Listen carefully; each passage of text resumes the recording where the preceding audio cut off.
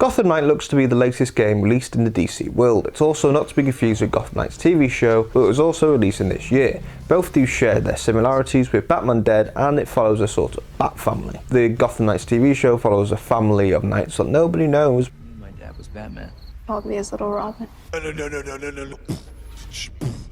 No! Gotham Knights game, we see some fan favourites finally take centre stage. But the game brings us a lot of changes to the formula we have came to love with the Gotham series, and with some changes comes some worries. Hi and welcome to the Mumbling Game. On today's moment we'll be looking if we should be worrying about the upcoming Gotham Knights game. Gotham Knights is releasing on 25th of October from the same studio behind Arkham Origins. There's a lot of love-hate relationships with Arkham Origins due to the kind of weak story and combat changes that people say that show that the game wasn't developed by Rocksteady, even though it was meant to be set in the same Arkham universe. With it being a prequel to the Arkham series, or a cheap way to bring the Joker back?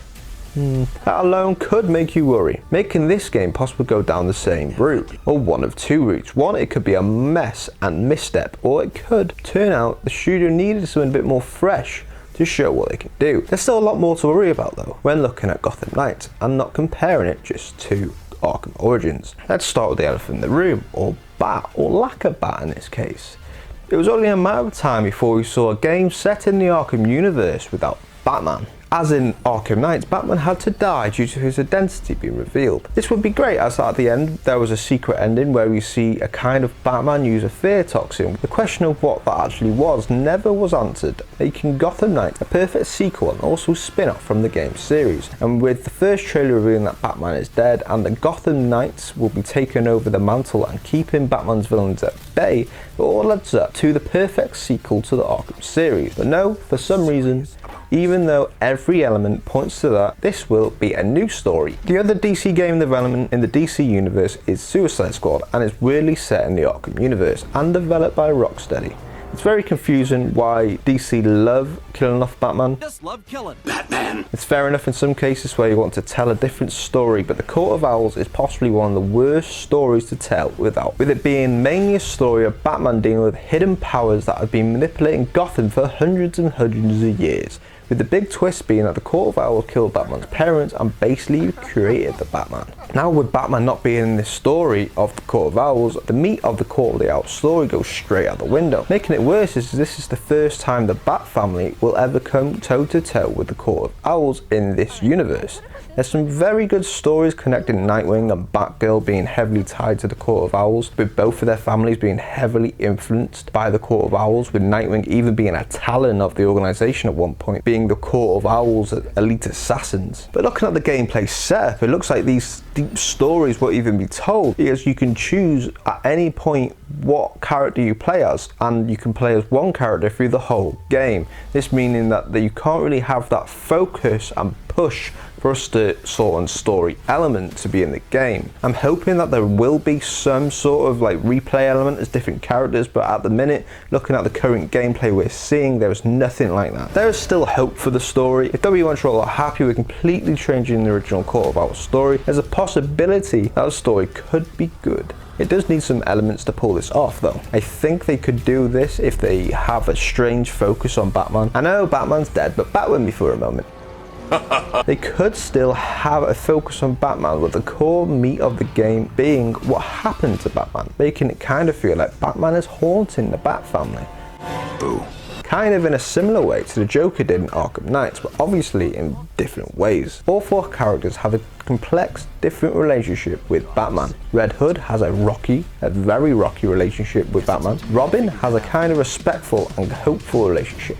Nightwing is similar to Robin, but also wants to succeed where Batman didn't, with him becoming his own hero. Then we have Batgirl, who has a slight resentment for being shot, but worked as his guide in the past and possibly the closest to Batman through that. This is why she's the only one who still wears the bat signal. These types of elements could all be used in the story. They could bring together all four of these stories, see how these four different complex relationships and personalities try to find the killer of their mentor, father figure. This could be great for the story and feel pretty original. Okay, positivity earlier, that kind of burnt. So we're going to go on to the gameplay now, what could completely debunk any of this possibility of good story. This being the possibility of playing one of 4 of the characters throughout the whole game. It looks to be at no point that you are forced to play as one of the characters. This could be one of the main things that ruins the experience, as the story will be the same no matter what character you're playing throughout, with no differences depending on which character you play as. This possibly having an effect on the story without having any true focus. If done slightly differently, all the playable characters could have had their own stories and abilities to get through the game, rather than simply have the Brute being the Red Hood, the tech guy being Robin, the agile guy being Nightwing, and the Batman clone being Batgirl. It also looks like the gameplay will be stepping away from more of a realistic combat system into a more arcadey system. Take away the 4 stealth elements that the Arkham series is known for,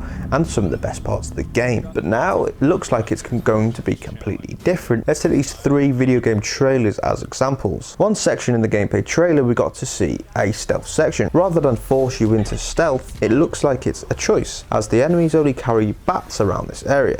In the Arkham series we had moments like this, but with the enemies carrying guns, and made them kind of an instant kill for Batman, where you had to massively go out your way to get past these sections, and it was introduced amazingly and some of the best sections in the whole of the series. In Gotham Knights it looks like guns are used as any other weapon. What looks to be a Mr. Freeze section, and don't worry, we will get to that, with it just being something that's a dodge in combat. This is the currently first glance at the combat with guns, as this looks to be in a Mr. Freeze section, as it was a freeze gun. You could see this change down the line as we see more gameplay through the month, as we've only really seen gameplay in the Mr. Freeze area. Another gameplay section we get shown one of what looks to be the big bosses of the game, and after watching this gave me the idea for this video. What do you think when I say boss battle? I think of games like Metal Gear Solid 4, Sekiro, and Batman's Arkham City's Mr. Freeze. They took one of the best boss battles in gaming and one of the smartest into a simple punch sponge. They could have easily changed Mr. Freeze to a Killer Croc, a Clayface, or even Bane, but it looks like W. Montreal went into designing this boss like this. Looking at the whole section, it looks like it was just an excuse to get some snow into the game, because weirdly enough, W. Montreal love snow and ice. Batman Oranges was set in Christmas just because of that reason by the looks of it. Any excuse to get that old ice machine out. Then finally, looking at IGN's recently 60-minute gameplay video, it does show a lot of the tech developments, what other games did lack, what will hopefully make me feel like this, and not this. Give me a sec. These are the forms for the employee health plan? All right, yeah, put them on my... I just got bored. Everybody out. It did also make me realise watching this video that they have removed the countering system. What did make Arkham series interesting, but some may be surprised that I'm personally not worried about this, with the games like Spider-Man already using a similar system. It maybe would have been better if they adjusted the original system rather than removing it, maybe giving each character a limit block, giving more reasons to choose different characters. Then we have something that was probably only a worry for me. It's the hub areas, what looks to be set in a clock tower, what some might know was probably Oracle's hideout when she was the Oracle for Batman. In Batman Origins, we did have the Batcave, and I don't think any of these 4 characters' hideouts will live up to the hype, the expectation, the just atmosphere of going into the Batcave after a mission, compared to what looks just to me like just a random apartment. An expensive apartment, don't get me wrong, but that's it. If that is a worry for you, or you have any other worries about this game, comment below. And lastly, let's look at the worrying characters in the game. Over the years, these 4 characters have gained their own popularity. For some people, Tim Drake is their favourite Robin. On paper, a lot of fans may be right, but for the story around the death of Batman, it feels like it should have been Damian Wayne. Even though he may be the most hated Batman out of them all,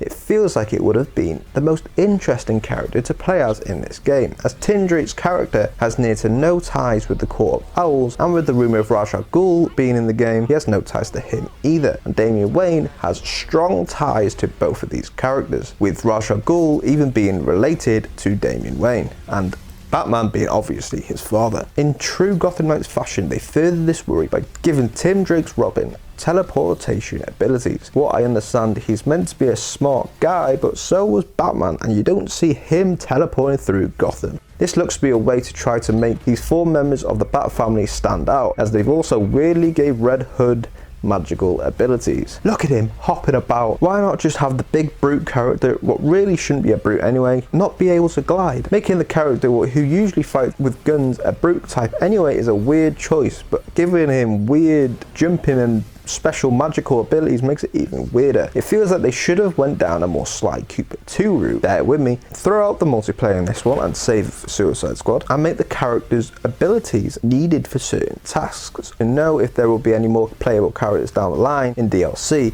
but it does feel like the main lineup should have been a little different, and different fan favourites could have also been considered as Gotham Knights. There are possibly interesting characters: Harley Quinn, Catwoman, Azrael, and actual members of the Bat family, Batwoman. The current cast of characters just seem kind of boring. There's so many interesting characters who are around Batman who could become Knights of Gotham. Instead, it feels like they've picked the 4 basic bitches of the crop. You're basic.